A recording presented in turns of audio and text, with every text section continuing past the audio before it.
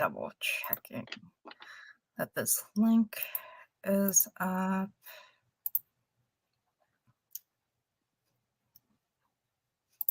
Okay. Yes. Okay, cool. Yay, we're live. Hello. Okay. Yay. All right. Hi, everyone. My name is Eunice Kim. I am one of the mentors for Roundtable Mentor. And before we get started, we will have a short Q&A portion towards the end. And so if you see on the screen, there should be like a little chat box. And so feel free to just type your questions out. And so we'll be able to see them and hopefully we'll be able to answer them towards the end of the Q&A. But yeah, other than that, let's get started. Today's guest here is my very dear friend and also one of the coolest people in publishing, Amara Hoshijo. She is the senior editor at SAGA Press. Let's see. Oh yeah, I had a little bio I took some from the website. So originally from Honolulu, Amara is a graduate from the University of South California and a publishing professional for over a decade. Prior to joining SAGA Press, she was an editor at the independent publishing house Soho Press, where she also managed the company's subrights initiative. Some of Amara's authors include Chloe Gong, Hana Lee, MJ Kuhn, Matt Wallace, and Rin Chupeco. She loves science fiction and fantasy with a focus on world-building and complex systems, as well as stories with a unique cultural lens. So, so I love to hear just a little more about your general publishing background and how you got involved in traditional publishing, because as I said before, I feel like you have a lot to offer as a publishing veteran. That was a very flattering intro. Coolest person in publishing, or one of. I am so happy to be here, and I'm happy to talk about how I broke into the industry also, because it was a while ago now. I've been in for about, I would say, almost 12 years now. Wow, it sounds weird to say out loud, but as you mentioned in my bio, I went to USC, so I was in LA. And most of publishing is geographically centered in New York. It's where all the big houses are and their offices. And so a couple of things. One, I want to say if you don't live in New York, don't give up. But it may be an inevitability that you have to move there. It depends. There's a lot that has happened with remote work culture and going hybrid, but a lot of those offices are still the heart of a lot of publishers is still over in New York City. So I ended up kind of moving right after USC. I actually didn't have a publishing job lined up. I had one summer to figure it out, and I was very lucky, but also, I kind of went through a lot of the connections that I already had. So some connections from USC very loosely, and then some people my family knew. I reached out to everyone. I asked a lot of questions about their day to day. And then a family friend of mine actually owns a bookshop in New Orleans, and they were in town for a big conference called Book Expo. That has since, fallen off the wayside a Rest in little bit. peace. I know.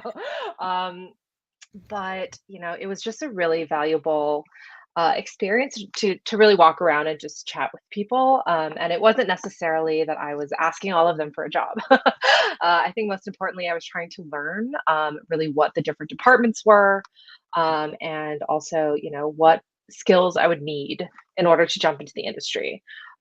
So, I one of the people that I met at Book Expo was the marketing manager for Soho Press, where I ended up interning and then working for almost 8 years. So I was kind of able to overcome some of the the geographic I guess distance, but also it is an industry that is very connections driven, and I think that's something really important to keep in mind. It's really hard if you are cold applying, and we can talk about that in a little bit too. But I did that, and I had a really hard time when I wasn't on the ground in New York. So I love to hear like what made you decide you wanted to work with, because you have an interesting experience because you worked in both like subrights and and also editorial. So I'm kind of curious to know like what kind of like drew you to like those particular areas in publishing. Because I don't know about you, but before I entered publishing, like I didn't know like subrights was even the job you could do. Right. Because I feel like most people Exactly. just kind of know editorial, but yeah, there are also like a lot of departments like marketing, publicity, and like production and whatnot. The funny thing is I actually started in publicity at Soho. So at the time, I think a lot of my background was in, and my internships had been in communications at large, and sort of a little bit more media focused types of things. So I think my experience maybe lended itself a little bit better to the publicity side, and it was where they needed an assistant at the time. So a lot has to do with kind of timing and luck. But I think the thing about publishing is that a lot of people, they all they see really, and it's more of a theoretical knowledge, but is editorial, and a lot of people assume that that's where they want to be.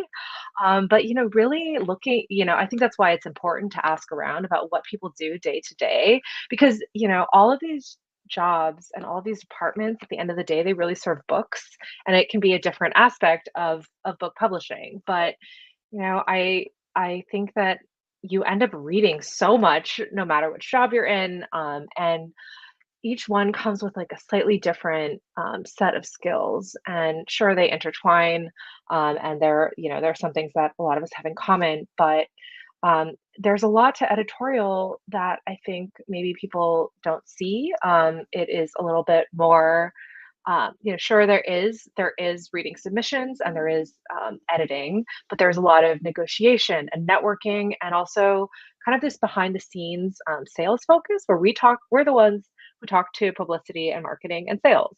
And so this is why starting out in publicity was actually really helpful for me, because I was able to, I did a lot of sort of event coordination, but also media pitches. So I would, run full PR campaigns for books. And I learned, what each kind of reviewer, what each, news outlet, what appealed to them. And also, what I guess, when they published, what that meant for a book, when they published a review, what that meant for a book in terms of sales and attention. So, it gave me a lot broader view of publishing. And in that sense, I think the pitching, that is kind of its own skill set. It's it's almost a more sales oriented thing. So if you're in sales, if you're in rights, if you're in agenting, um, and publicity, I think being able to talk about a book is really, really important. And so, yeah, so I took some of my publicity skills, I moved them into foreign rights. So I was selling, the rights to different, translation in different countries to book for books. And I really loved it. The rights space is one that is, over time, you start to forge really long lasting relationships. It's one of the places that I find that there's a little bit less movement than the rest of the industry in terms of, and by that I mean job movement, like house to house. I think people do tend to stay in one place for a little bit longer in rights, and especially internationally. I really, really loved, going and learning what people, what was succeeding in every country and what people were reading. And sometimes they were really big on American books, and sometimes the trends were totally different. So that was really helpful for me as well. And rights, foreign rights is its whole own, not only department within a publishing house, but it's really its own section of the industry. That is, it's totally, it might be almost invisible to an outsider, but once you're in, you start to see a lot of those things behind the scenes. No, yeah, no, that's really cool. I feel like I got like a small taste of international publishing because I interned at a literary scouting agency, and no, it's also like super cool to see just, for example, how like cover design and like what's popular in like different like countries is always so fascinating. I had this conversation with a different publishing friend, but like for example, like Asia always has like the most beautiful like illustrated covers, and I'm always like jealous of like the ones I'm like, oh, the art design is just impeccable, basically. So, I which I love think it. is cool. Mhm. So I'm curious, I feel like you've had a unique experience because you were both at Soho Press, which is like a smaller independent press, and now you're at one of the big five publishers, Simon and Schuster. And so I kind of love to hear, what have been like, like some of like the differences between like working for those two publishers.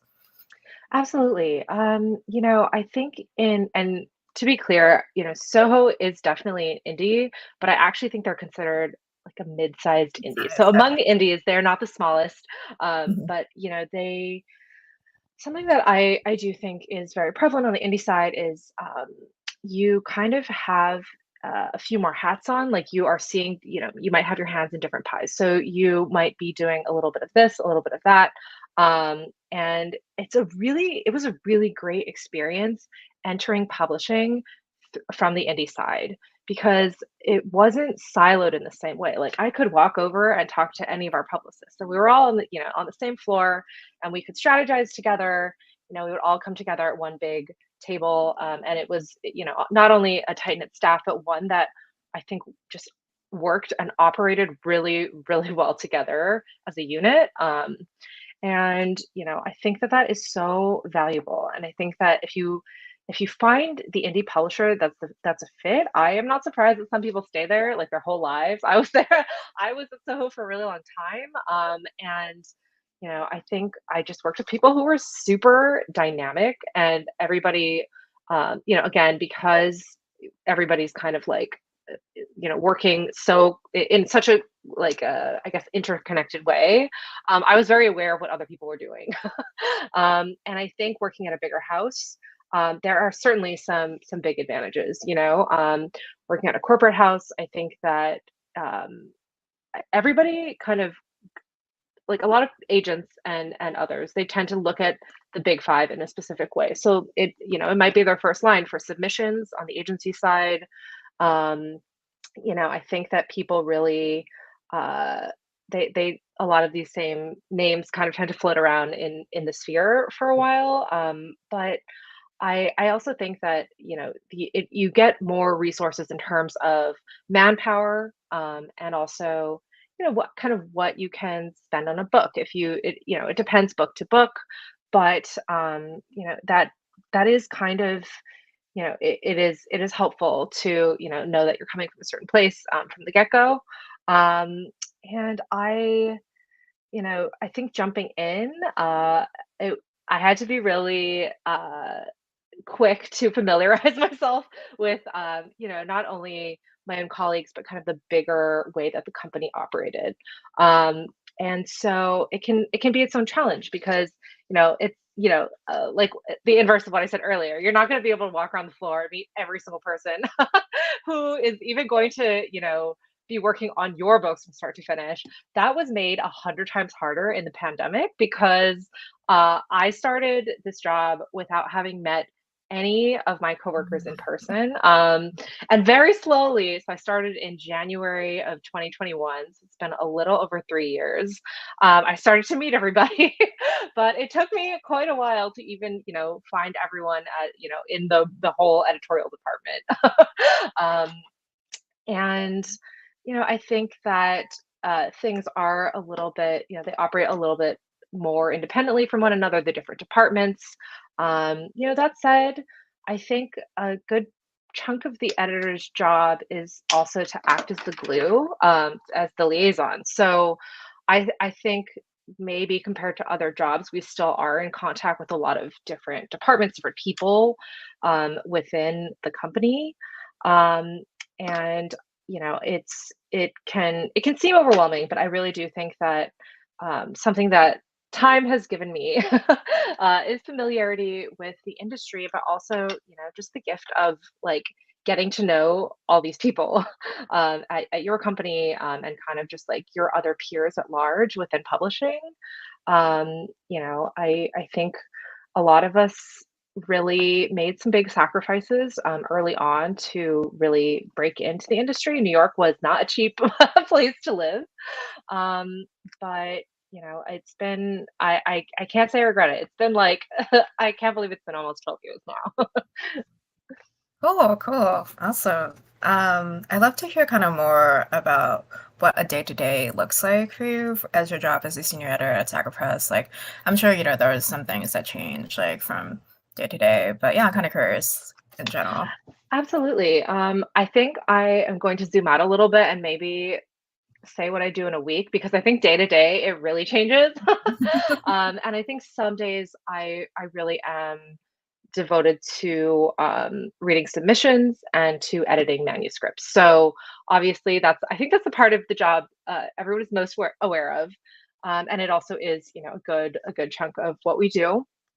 Um, but what I mentioned just now about sort of acting as a liaison and kind of managing and making sure, you know, um, all of the communication is up to date. All of the departments kind of have all the information they need. A lot of that, I would say, does rest with the editor, and we also are really the point of contact, sort of the in between for the publishing house and all of its departments, and then the author and agent. So, that is a good amount of my time too. I think I'm on email, sort of making sure all the cats are in the going to the right places, so to speak. And I would say the last part is maybe I think no matter where you are in your editorial career, there is going to be a lot of admin or production related stuff, whether that's looking through a copy edit or drafting your own back copy for the book, things like that. And I think that uh, a good assistant is invaluable, and I I see that now, and now I'm wondering how good of an assistant was I back then.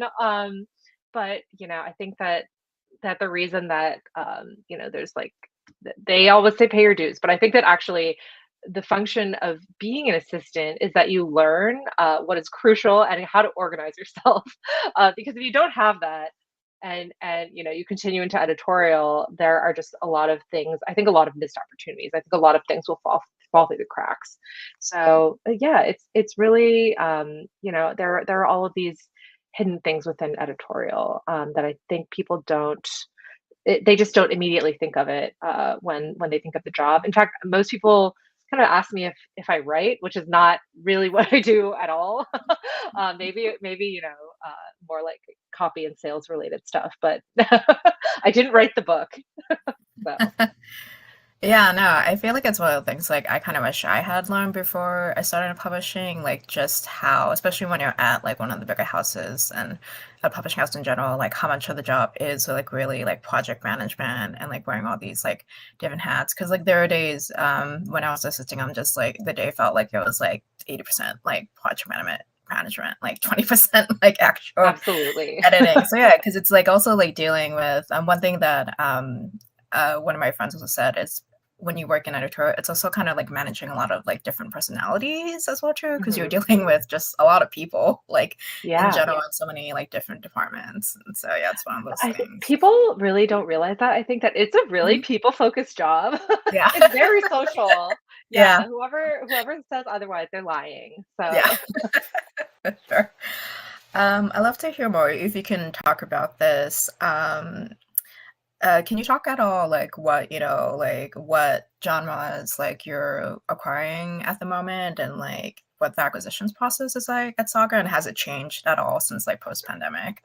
I'm also just a very nosy absolutely. person in general. So I'm always curious. No, Because of I also course. know like acquisitions, works differently at the different houses. So I'm just curious about that. Absolutely. So, I'll start with what I used to acquire and then talk about what I acquire now. So I used to be in crime fiction, but I ended up sort of like having my own like, passion projects on this speculative literary list at Soho. And then I had so many of them, and they were such passion projects that I was like, oh, these are actually my main projects. And then I ended up moving over to Saga.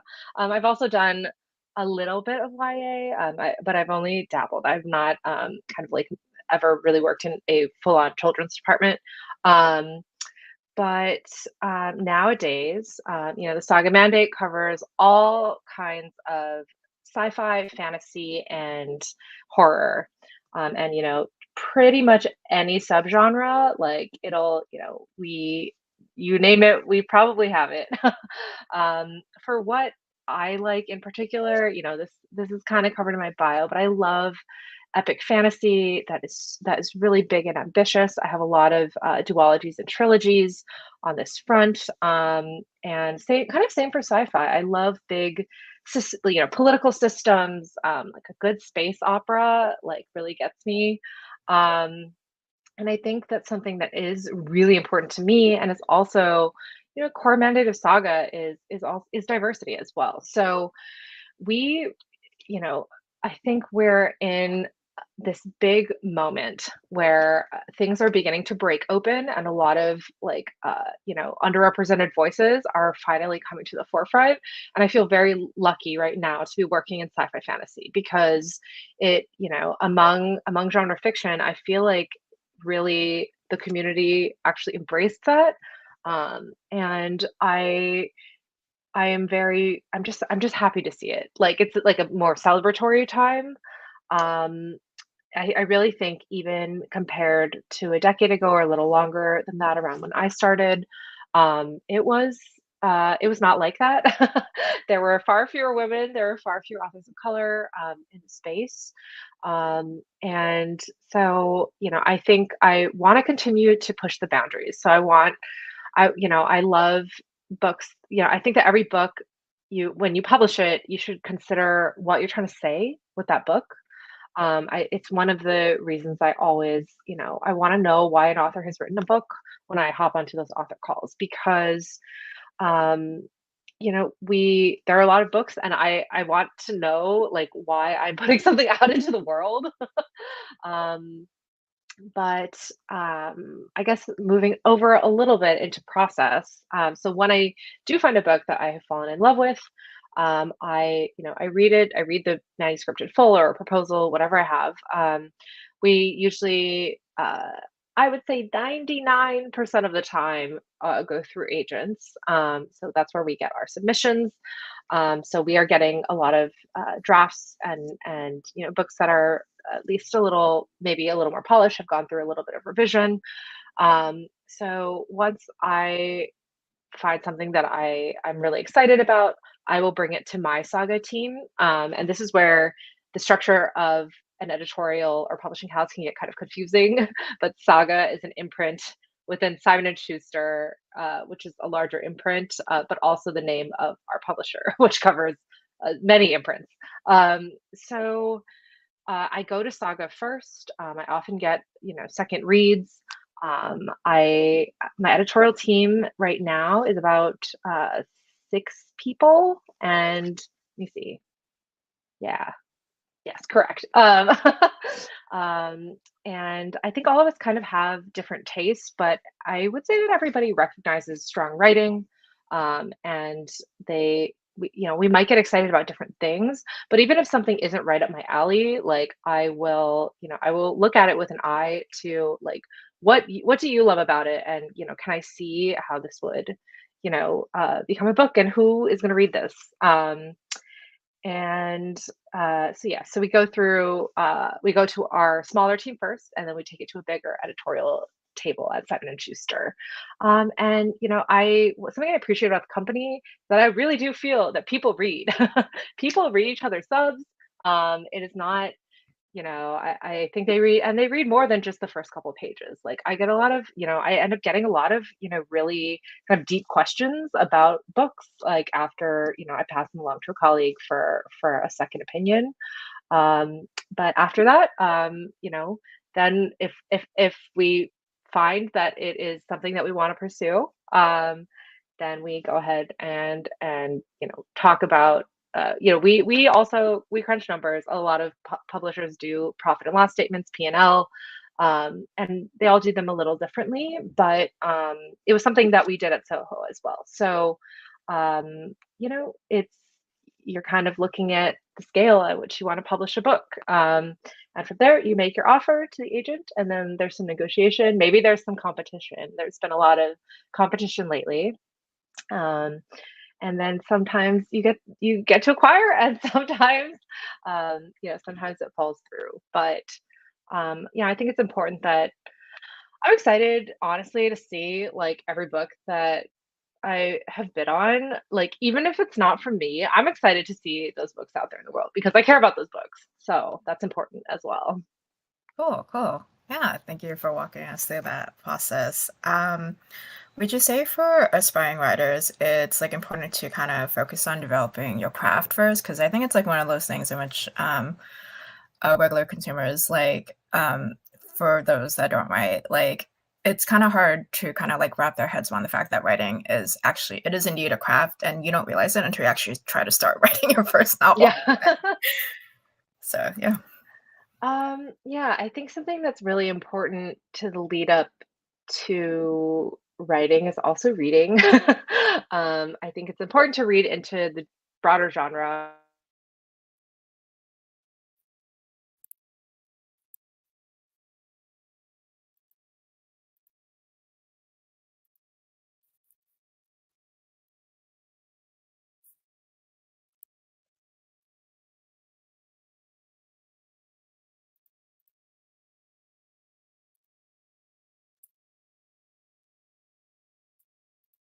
Um, we lost Amar for a second. Hopefully, she Thing should. within the subgenre that you're trying to publish into.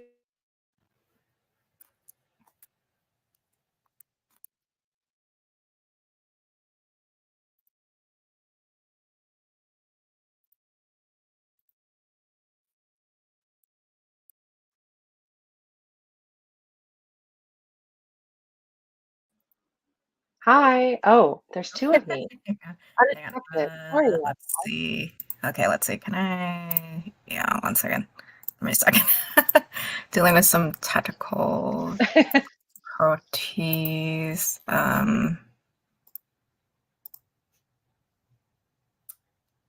Okay, hang on. No, that's it. Okay. Oh, okay. There. That should. Oh, no. Did that work?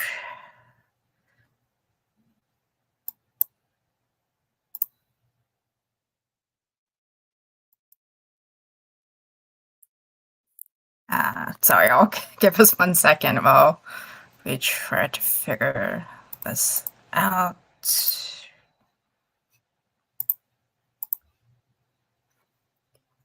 Um, hmm.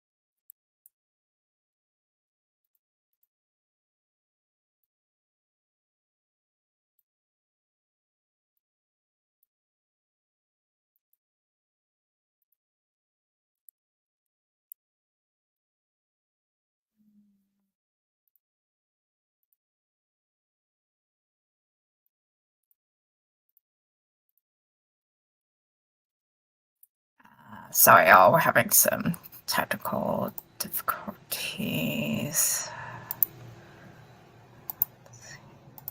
Is that working?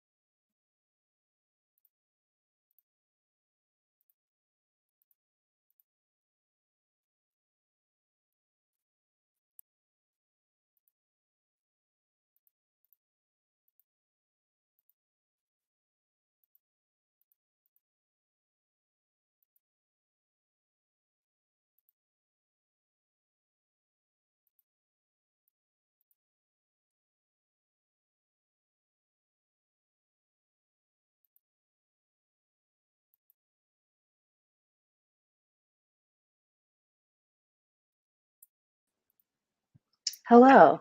Okay. Hey, Okay. we You're did it. Sorry about that. yeah. No worries. No worries. All right. What were we talking? So, oh yes, about crafts and Yes. Yeah. reading into yes. So,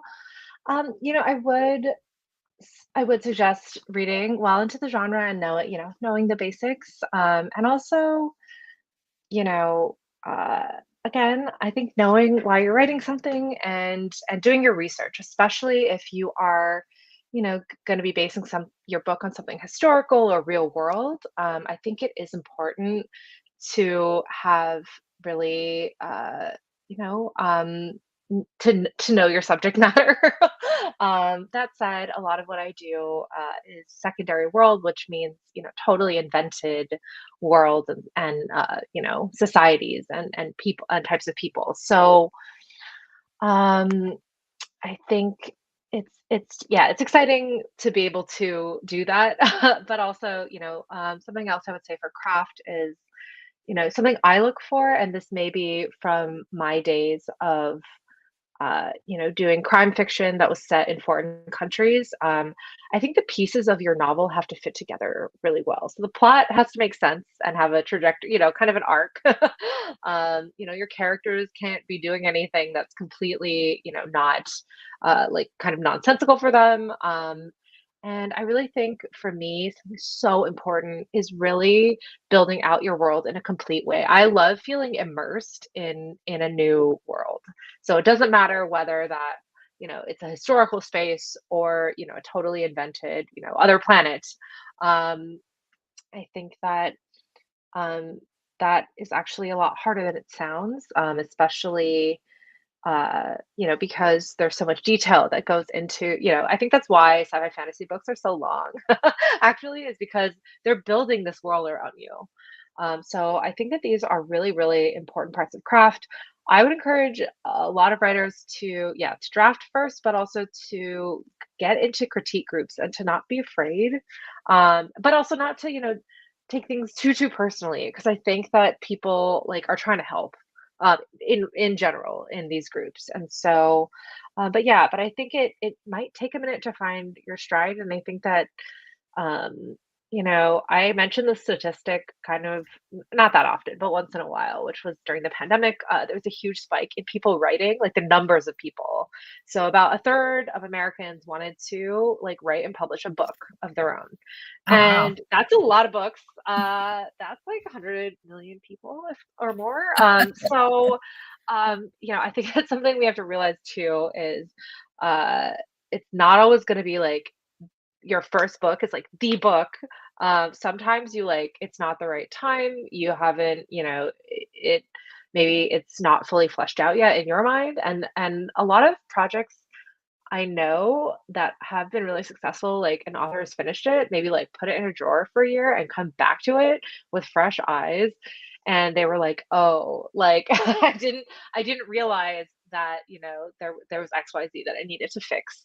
So yeah, I think that it is very important, before you get to those like querying agents and then querying editors stage, that you have gone through a lot of this, and that it's not just like you're expecting that the first draft will like go to an agent, go to an editor. Very, very rare. And also like I think that it's a process that takes time to get used to. And some of I would say my most established authors, like they have their own systems for doing these kinds of things. But I do think a lot of that involves, really throwing yourself into the genre or subgenre and really reading a lot as well. So that is part of it.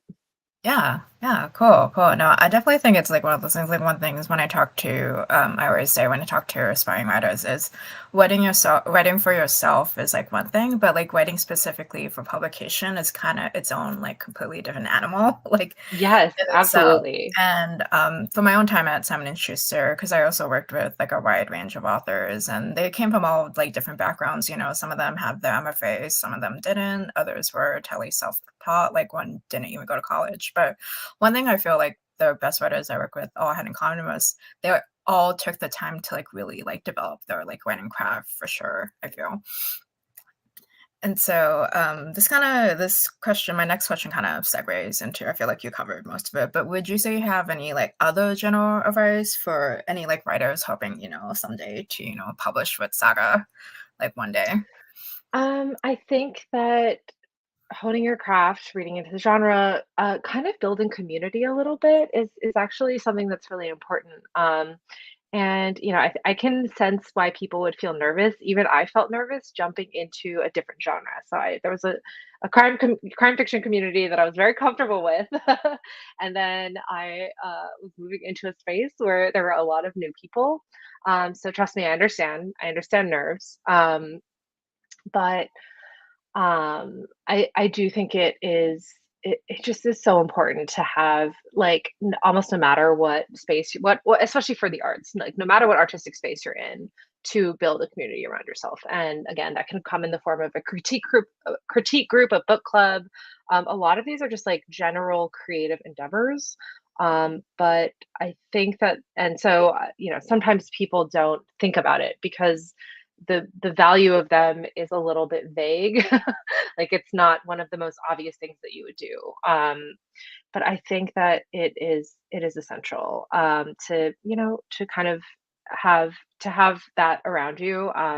It will also help, if and when you become published, it provides you all of this information, like all of these reference points, for what to do. There's not really like, well, there are some handbooks that are pretty good about writing and publishing, but I just think that it just helps you stay like really well informed, whether it's about trends, whether it's about um, like what what people love within the genre.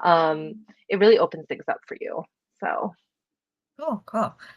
And I'd love to hear a little more about like what you're reading now. I'm sure like you probably have stuff like under wraps that you can't talk about publicly, but are there any like exciting acquisitions that you can talk about? the book I what okay, a couple of the books I most recently edited and worked on. I will tell you that Violet Things is coming this September. So this is Chloe Gong's second adult fantasy novel. I'm so excited. It's so good. It really okay. So when I acquire a series, this is my expectation, and I think my authors have done a really good job. But sometimes I worry that like I'm like projecting all of my ambitions onto them, where I'm like, there's the opening novel will build up this world for you, and I expect the later books to kind of like expand on that world, and I think that this has very successfully done that. And I also like, this obviously Chloe's books are based or loosely inspired by Shakespeare. But it is so fun to see a version of characters, from classic literature, mythology, other things that I know, and to kind of like take that and like turn it on its head, or run with it in a way where it brings out maybe elements of the character that I wouldn't have expected but that I really like and that makes sense. But yeah, it's I love seeing things that are like a really really fresh take. I think that series, Chloe's series starting with Immoral Longings, uh really encapsulates a lot of what I mean when I say that I am looking for something that is in its, it has its own world, but it also is inspired by, certain things in our history, or, like our own world. I really think it's this fun kind of like low tech mashup of 1990s Hong Kong and like, and a totally, but it's a kingdom of its own. So, yeah, that was what I was working on editorially, and acquisitions wise. I have a couple of mermaid books coming. It's a mermaid fantasy duology, but it is unlike what I've seen in that it is very much epic fantasy. I think it takes so this is sort of like a retelling or continuation of The Little Mermaid, and it is sort of like a black queer retelling, and it's so exciting to me. When I first read this, I was like, how have I like I see some mermaid books, but I really think this is about basically the granddaughter of Ariel, and she faces all of these problems, like leading a human kingdom as someone who's part mer or mermaid. Um, and it exposes a lot of, I think some of the prejudices and difficulties like we have in our own society, but it just like it has a lot of heart, and I really fell in love with the characters. And again, it has these like, I think a lot of my books have really strong fantasy and political backbones to them. So I think it probably reflects my own passions in terms of their messaging. I think that there are a lot of characters who maybe do messy things while they're trying to grow, and they have different elements of romance and found family. But what really struck me about this book is that it takes parts of the Little Mermaid, but it makes it its own, and it brings it threads through this family legacy that is just like it's in a stunning way. So I am very very excited. And yeah, that's what's on the horizon a little bit for me. Also, yeah, oh, that sounds good. And I do have to say, the cover direction for the Mortal Longing series, it's just like flawless. Every time I see it, I'm like, oh, it's beautiful. Love it. Thank you. Oh my gosh, that designer, Will Shaw, is one of my favorites. Mhm, Everything he mhm. does, I'm like, oh, Yeah. beautiful, flawless, no notes. Excellent, excellent. Okay, so we reached the Q&A portion. Okay, let's see. Yeah, so we actually had a question come in, and I also had a question, so I guess we can actually possibly tie them in together. So one question we had come in, can I actually, yes, bring it up to the screen. Ooh, exciting. I didn't know you could do that. Um, so yeah, we were asked from Brigida. I was curious if you can talk about how genre trends and comps can affect book deal offers. And so, for example, and I think I can tie this to one question that came up to mind. For example, I don't know if you and your colleagues in FFF as FF are sick of this term by now, but for example, how like romantasy, the combination of like romance and fantasy is, it's like the hot new thing in the last year or so. So yeah, so I guess yeah, I'm curious to hear your thoughts on that, and yeah, in general with like comp titles and trends.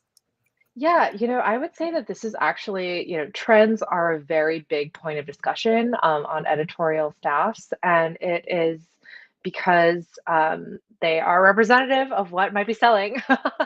And I think a lot of times you can pinpoint specific authors who maybe like broke down that gate, and then everything, a flood kind of ended up coming through.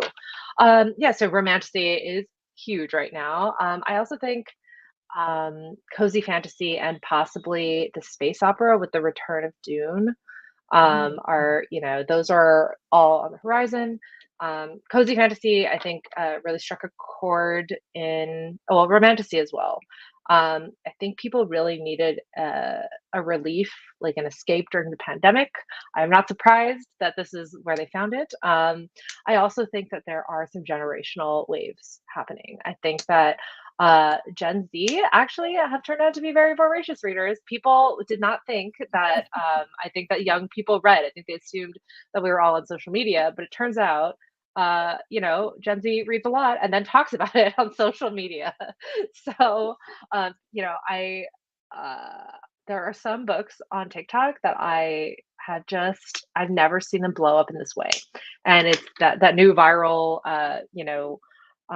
moment has become, I think, more of a thing, especially in romantasy. Um, and I think you can trace things back, and that a lot of this sort of like romance meets fantasy, like is older than the trend and even the term romantasy. But it is very of the moment. And I'm a big romantasy fan. I think that it's just it's kind of a space where, like, it's almost like reinventing itself right now, where I think a lot more is coming out that, when it comes to the elements of romance and fantasy, they're like it's starting to span all in between, where, it's got maybe heavier, which I like, heavier fantasy elements, in addition to like, so they're basically like romance might be the main plot thread, but the fantasy in it is very heavy. That's what I enjoy, and I have been acquiring quite a bit of that. It is not coming out yet, but so I want to address this question really quickly about whether it affects, the size of a book offer and an advance. And I think the answer is sometimes yes. I think that when things are trending, I'm going to say that the reason for this is two things. One, a lot of publishers have been jumping from the sort of self-published space, or some people call it like the like independent author space, like into traditional publishing. So when something is trending, sometimes they will blow up on social media, and then they have a track record that allows them to negotiate a bigger advance, a bigger deal, whether it's for moving that book that they've already self-published over to a traditional house, or just they start a new series or a new project with a house. That said, I think most houses, most editors are pretty editorial. So, it's not, I would argue that as an author, publishing into or writing to a trend is not the best idea. If you are not super passionate about it, um, you can do it. But again, I think that there may be something about messaging, like, the ultimate, what you want what you want people to get out of this book may be a little bit lost if you end up doing that. I also think that timing is important, and I'm so loath to say this because for me, like good books are always like a good book is always a good book, but there are some moments where something just like is super oversaturated or it's not the right time. And again, I think that sometimes you can put that away for a year or two and it may be like exactly the thing that people need down the road. And that's a really tough reality. And that's why I don't enjoy discussing it. I don't want to disappoint people, but yeah, it can be a little bit tough. Yeah, that said, again, I think writing, I don't think just because something is part of a trend that it is guaranteed a deal at all. Because the minute that romantasy became big, I also saw like four times the amount of it in my inbox. And so that means that, the competition is very stiff. Um, and so I really do think, you kind of have to write after your passions and really, to me, I just want to know, that the book, like, also likewise, like, why did you write the book? Like, what am I bringing into the world, like with this book? So, yeah, I hope that answers the Oh, question. yeah. No, I think, yeah, there's something to be said about, like, in publishing, especially if you've been in an industry long enough, you do realize it kinda, like you do see, like, kinda, like, trends kinda ebb and, like, flow and whatnot, so you never know, it might be something or it could be something, as you said, it's, like, an oversaturated market, but who knows, maybe, like, down the line, maybe 2, 3, 5 years later, like, it might be the right moment for it, and so, we had another question come in, so, yeah. Jessica asked, do you think, like we might be, at a turning point in terms of the market, with, rise of cozy fantasy, romantasy, it might lead to like a wider array of genre blends, such as, fantasy mystery, science, or fantasy. I was also thinking, have you also seen like, because I feel like it started off maybe in YA, but in the adult space, have you also seen the rise of kind of like fantasy, like dark academia? Because I feel like I've seen some of that, yeah, floating around. So, I've definitely been seeing that, and I think that that is a more under the radar trend that is doing really well. mhm. I think in general, there was like a while ago, like kind of like a grimdark side of things as well. That like is I think it's low key coming back. So, but to address your this question about genre blending, I definitely think it is. Becoming a lot more prevalent. And something that I have found interesting in the past 10 years is that sci-fi fantasy is so mainstream now that we have a lot of stiff competition, like in the sort of mainstream literary and commercial houses. So Mhm. um, this is kind of important because I noticed this on the crime fiction side too. I think a lot of these things were really written off as like super commercial on the crime side, maybe like a pot boiler or like something that not that nobody wanted, but just that was so niche, and now they're discovering that everybody wants it.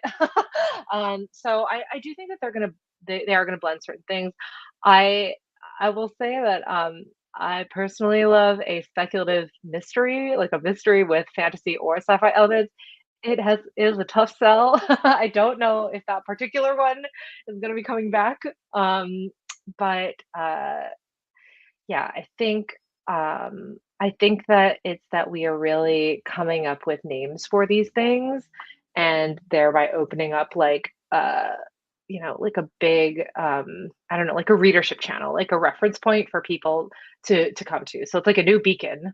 Again, I think romance plus fantasy, romantic fantasy, whatever you want to call it. Like now under the label romantasy, people have something to like come to look at the list for, to be researching. And I really hope that we do get to genre blend a little bit more because it's something that I really like.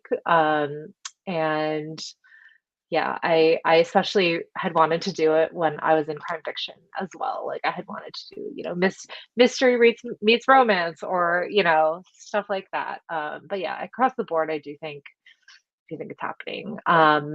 And yeah, the space opera thing, I do want to make like a small point, like a little bit of a sidebar, but um, I would say that sometimes media can really trigger a trend.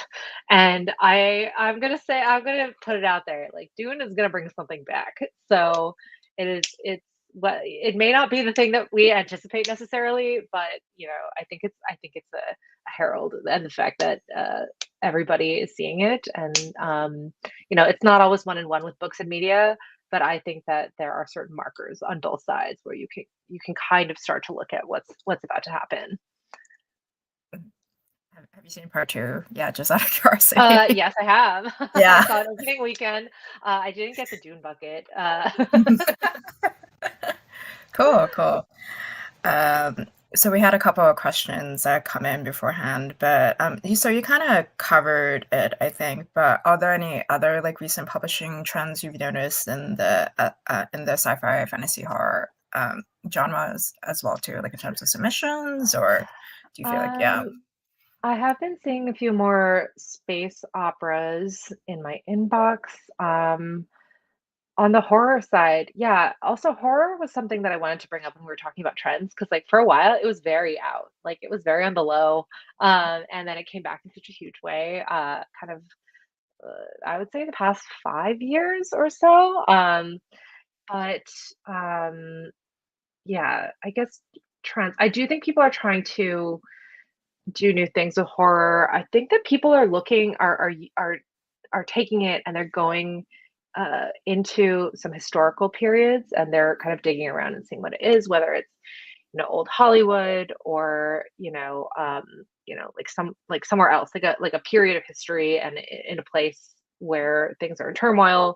And I really like that just because I think that they're using it in this way that is, I would say, sometimes they're using it in a period where really horrible things are happening, and the really scary thing is like not the actual like bloody ghost, but like what people are doing to each other. um, so yeah, I think I have noticed like again, it is a little bit quieter that wave, but like people kind of eating that up a little bit. What else? Yeah, I think epic fantasy, is still going strong. But I really am curious to see kind of I want to see what goes on with the kind of like cozier fantasy of, like TJ Klune or Travis Baldree. Like I think that there's another iteration that is gonna be here. And I'm very curious to know what it's what it's gonna be. But again, I think that that was like a relatively new kind of trend in terms of like people hadn't like when you look at the number of authors in that particular space, it's not super overblown, even though people like talk about like those a few of those authors a lot. And so I think that there's just a lot of yeah, there's a lot of room to like there's a lot of unoccupied territory there. And it's a favorite of mine. I love like like a kind of cozy with tea book with like with actual plot and messaging behind it. I'm and it exists. So I've been reading really heavily there. Mhm. Cool, cool. Another question we were asked, can you share like what are some of the most common mistakes you come across authors may make, which they tend to forget about? Like, I guess it might be like in the submissions phase. Yeah, again, I don't necessarily fault authors for this because publishing is so opaque. So they're not seeing what goes on behind closed doors. But I really think it is so important to do your research. So your favorite authors, the ones that you see yourself next to on the shelf, you need to look up their agents and their editors and see kind of what is going on. And so I think a lot of people write the book and they're like, that's the work, but it's not all of the work. I think that there is a whole another side to things, which is you have to know who is going to be picking up your book. What else are they reading? And it really is the more salesy side that I think sometimes people forget about. They're really caught up in the writing and pitching of their own book, but you also want to see like where it's going to fit, like in a bookstore. Where would you put it? And I think if you the clearer an idea that you have when you come in, you'll at least be able to discuss it with people where even if, their vision isn't one and one, you can talk about why. And it's really, really helpful. Um, yeah, I also wanted to I think I'd seen something about, like whether authors should be on social. I would say that something not to do is go onto Twitter and get in a bunch of, or X, and get in a bunch of fights. Don't do that. That is not the way to establish yourself as an up and coming author. Yeah, no, that was definitely things like during my short stint in marketing. Like one question I would always be asked from debut authors where some of them were very afraid that like, do I have to be on like everything? Like, do I have to be on like X? Do I have to be on like I don't know, like what is it now? Threads or Blue Sky or whatever, Yeah, or, like TikTok. And I'd always tell them no, like you don't like in theory you don't actually have to be on any of them, but if you can, like just pick one platform that you actually like and just kind of yeah, make it your home and you should be on there because like you want to be on there because I do think social media can be like a great tool in like building up a potential readership, but if you're like trying to like publish a bunch of TikToks and it's very clear that you don't like doing it, like your readership will very will like notice very quickly that you don't actually want to be on book talk. So that is what I very much. absolutely. And as someone who dearly adores Instagram, I do think that everyone has like their preferred platform of choice. And yeah, I really think that that can be up to you. I also think that it's great to, be posting things about your book and other people's books. I don't think it should eclipse your writing, your writing and your other networking. But because social media on its own can become a full-time job, but just being consistent enough and kind of using it as a tool, yeah, to build your like to extend your own community, is how I would suggest using social. And it really is a place for people to find you and connect with you. So um, yeah, I think looking at it that way, and yeah, I think that it can be positive. So yeah. Yeah, I want to go back really quickly with your previous answer. One thing I was just gonna say how like it is important to kind of like do your own like to do research and like research imprints and editors because basically you want to find the right editor who like is gonna be like the right champion for your book because I also think that the general public well probably isn't aware of this, but like once you acquire a book, like you as the editor, like they're gonna be reading it a lot of times, like over and over and over again. So when they acquire something, it has to be like something that they really love for sure, I feel. So Absolutely. That's the other thing. It's like when you find an agent and an author, or sorry, an agent and an editor, that's years. That's years more that you're going to be with them. So make sure it is a good match because that is not where things end. It's not that I acquire something and then it magically is published.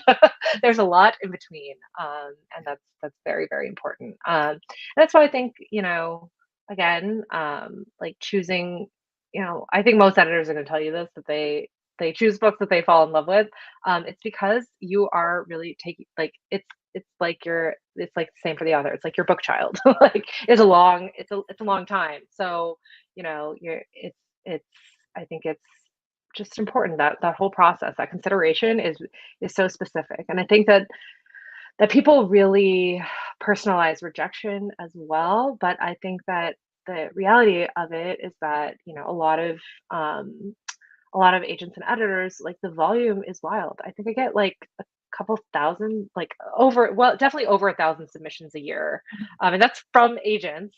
And so if you think about it, it's like 3 to 5 a day.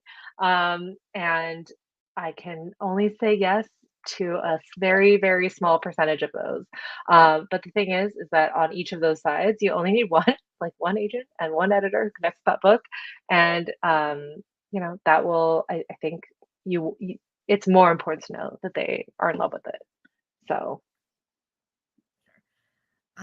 We were also asked, like, what makes a good like sci-fi book according to you, from experience, I guess, what the past acquisitions that you acquired and I kind of think it depends on, so I think that in this case, subgenre makes a big difference, because, for example, military sci-fi versus like cyberpunk, they're good. What you focus on is going to be totally different in each of those things. But I think for me, what I look for is again a very cohesive world, um, and probably something fresh about whatever the science or the systems in it, like how they look, because I think that there is a lot. I really hesitate to call it derivative, but there's a lot that I think maybe pulls a little too heavily from existing sci-fi, and they've kind of maybe like repackaged like names but all of the kind of character beats and the tropes are still there. So I think trying like doing what you can to move things away from that, and also do something a little bit like have fun with world building. I really I think that you don't want to get so stuck in the weeds that you forget that like everything like is you forget that what's driving your novel and like what like kind of why you're there. But yeah, I do think it depends exactly where you're writing into, because I'm going to argue that some things like some of these subgenres are a little bit more voice and character heavy, and others are a little bit more reliant on the world building. And that may be a controversial opinion, but I do think it depends. So but I think that if you are doing something like very world building heavy, it is important to really tie that into the plot, and why, like it's not just there to be there, but why does this also help to explain what's happening or drive what's going on in the book. That can apply to fantasy too, but oh, cool. Yeah, thank you. The last question we had come in is, what excites you most about the fiction you're reading nowadays? oh my gosh, there's so much good stuff. First of all, we get to get really spicy and romantic. Love it, love it. um, but again, I am seeing diverse voices in spaces that I have never would never ever have guessed that I would have seen them. And I also think that I think that maybe disproportionately on this call, but also like I when I am looking at things that I've acquired, like I do get really excited about myths and legends and also classics. So It might just be that I grew up on them, especially Greek mythology. But I love learning about like unknown myths and legends from across cultures. So this is like, I think that it um, it has had its moment and continues to have its moment, but in different iterations. So, um, on the sort of like bigger commercial side, like Madeline Miller and Circe was like a huge, huge hit, and the way that I think a lot of people already love Greek mythology, but the way that kind of broke down doors and we were able to expand in different directions. I want that in so many more spaces, and I think that that is like one area where I'm just like, yeah, like keep sending them to me. Is that yeah, I get to learn, I learn a lot at this job. Whether it's when I was in crime fiction, I learned a lot about poison and guns. And now I learn a lot about mythology, like weird myths that you've never heard of. Um, but yeah, I think like I really do look for something that has a lens into like a little like a community or a space in a like in reality that like I am not maybe not as well versed in. I'm like here to learn, and so it's it's fun, but it's also, it's like I feel like I am looking into like I'm getting insight onto like a culture, a new culture a lot of the time. Yeah, that was the one thing I had this conversation with a friend, which why? Because definitely like as people who work in publishing, like this is definitely an industry you don't enter because you want to like get rich. You do it because you love books. But one of the great things about books, and I also feel, especially for the science fiction fantasy genre, is books are great in the way they can really like challenge your preconceived notions of the world and change your opinion on that on things you're like, wow, I never like thought of the world in this way or never considered this before. So yeah, I think that's one of the great things about the genre.